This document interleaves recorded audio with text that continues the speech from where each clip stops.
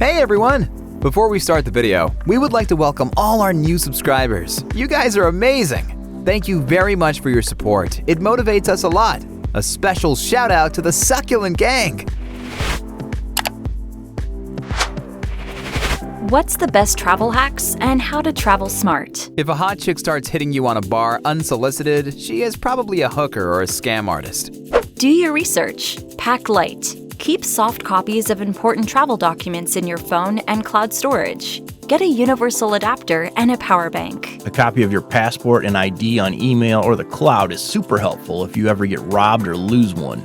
Way easier to get your stuff replaced if you have everything you can present to your embassy. Check 13 times for passport and never leave it in the pocket on the plane. I can't imagine putting my passport in my pocket. Makes me anxious just thinking about it. Instead of buying expensive international roaming and data from your cell provider, just buy a cheap prepaid rechargeable SIM in whatever country you need service. Having both phone and data makes for a fun traveling experience, since you can keep in touch with your people and also post photos, use the GPS, and book Uber and Lyft rides, which are more convenient and usually cheaper than taxis. Bring baby wipes if you're going to places where you have no access to bath or shower. Recently traveled to Bogota, Colombia, and Managua, Nicaragua. I wore a money belt under my clothing to keep larger amounts of cash, my passport, and my live credit cards. I carried a wallet with 2 inactive cards and a relatively trivial amount of cash for the day's purchases. If I got mugged, I'd have something to give up without parting with anything I'd miss too much. Oh, I brought my old cell phone too, one that I use for taking pictures. But it only works on Wi-Fi, and I wouldn't miss it too much. Did you get mugged? I spent a couple of weeks in Colombia this spring and never felt in danger of being mugged. Granted, I never left urban areas, Bogota and Cartagena. Don't delete from your phone, throw away your boarding passes before entering your destination. I've seen border security ask for them. Your boarding pass is also immensely convenient if your bags don't come off the plane. The baggage agents can track your bag faster with the sticker on the back of your boarding pass. I have done a lot of flying, and my advice is to be nice and engage with staff. A lot of the time, by asking how they were or joking about the weather, I got the best seats on the plane or the shortest security line, and everyone felt good. You need a lot less gear than you think. Nowadays, a phone with internet, your wallet, and a Kindle will suffice. A change of clothes if you're picky. Might be exaggerating a bit, but my point stands. You don't need a suitcase full of crap to enjoy traveling. Please tell this to my girlfriend that wants to bring 2 full suitcases on a 1-week cruise. Hey, if you enjoyed this video, give it a thumbs up and subscribe to our channel for more videos. Also, if you want to find out what are some top 3 travel hacks, make sure to watch the video until the end. Bring new music with you when you travel, preferably by an artist or in a genre that you're already familiar with. If you enjoyed listening to it, over time the music will imprint itself to your memories of your destination. And so every time you listen to it again, your mind goes back to that place. Bring one of the wedge door stops. Use it to prevent others from opening your door at night when you're sleeping in a guest house, hotel, motel, someone's apartment, etc. It'll save you from being robbed, beaten up, or raped at night when you're at your most vulnerable. I never even thought about a door wedge, but when I stayed at a hostel, we put a suitcase propped against the door, so if it opened, it would get knocked over and wake everyone up. If you plan sightseeing in a city, try to go by foot as much as possible. This way, you will learn much more about the city and the people. My last time in Tokyo, I was walking daily 20 kilometers, and it was amazing to see small neighborhoods and shops and restaurants which you wouldn't see because there aren't any attractions.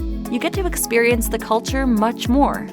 Don't bring anything valuable with you. That means jewelry, expensive electronics, but also things that have sentimental value. When you pack, you should be able to look at every item you put in your bag and think, I'm okay with losing this. Make a list of things you need to pack the week before you're expected to leave. That way, it gives you time to add and check off the list before you go. Review the list the night before and make sure that you have everything you need and haven't missed any last-second items. The non-liquid items, sewing kit, comb, toothbrush, you keep pinching from hotel rooms, keep a set of them in each of your travel bags, plus a couple of Band-Aids and your choice of painkiller. As you leave the house, check that you've turned off the stove, oven, whatever, and take a photo of it. Eliminates, oh no, did I leave the gas on? Halfway through your flight. Thanks, jerk brain, but I've got this covered. For photo equipment or all kind of expensive stuff, put some duct tape on it. If it looks broken, nobody wants to steal it. Learn a few key phrases in the language of the country you're in. Example, hello, thank you, I am lost, where is the bathroom, etc. Have a phrase book handy. Many countries now have a high English-speaking population, but you never know. And it makes you look like a more considerate tourist. This is an awesome airport hack for the UK. Not sure about other countries. Order any toiletries, meds, etc. for click and collect from one of the airport stores like Boots or Superdrug. You don't need to worry about them being under 100 milliliters since you collect them after security. And you don't pay crazy airport prices either. They usually do pretty decent deals on things like toothpaste and shower gel.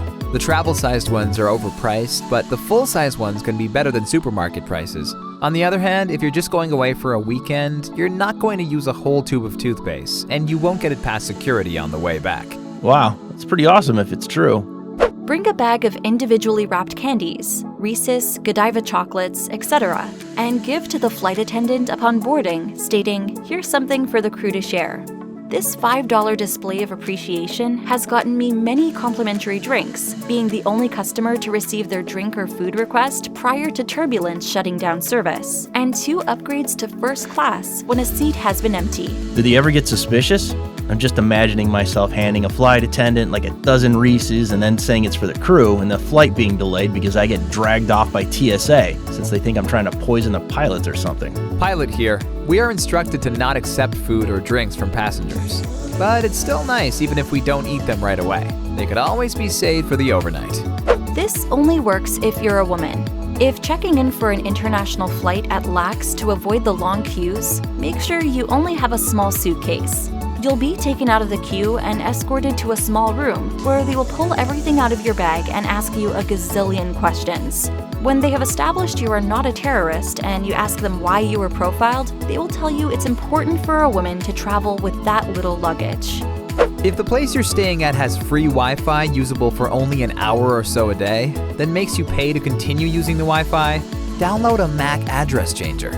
When your time runs out, use it to change your MAC address to a new random address. Then turn your Wi-Fi adapter on, then off, and you're done. It takes less than a minute and really helps when staying overnight at airports. Laptops will usually have a shortcut key or a dedicated key to turn the Wi-Fi adapter on and off. When booking, use private browsing. Travel sites often track your visits to their site and search history of various other similar sites, so without it, you may save some money. Always roll your clothes instead of folding them. It takes up less space and reduces wrinkling. Also, for backpacking, keep it in plastic bags and do not sort t-shirts with t-shirts, socks with socks, and so on. Keep them in a set of clothes. Then you just have to get one plastic bag out and have all you need at hand. Also seems like a good idea in case one of the bags rip and/or gets wet. That way, only one outfit will be ruined instead of all your socks or all your shirts getting wet. Bring 2 different colored bags and you can easily tell which bags are clean and which are dirty. Also, if you travel a lot, consider getting debit or credit cards with no foreign transaction fees and with full ATM fee reimbursement. Chase, Schwab. This way, you won't have to pay exchange rate fees. And always make sure to call your bank or credit card company about a week in advance. Otherwise, it's possible you'll go to use it and the company will flag it for being used in a country it's never been in before and shut it off. Thank you for watching. If you enjoyed the video, give it a thumbs up and subscribe to our channel for more videos just like this one. Also, let us know down in the comments, what are your best travel hacks? And don't forget to watch our other videos about what's something small you can start doing today to better yourself. And guy secrets girls don't know about.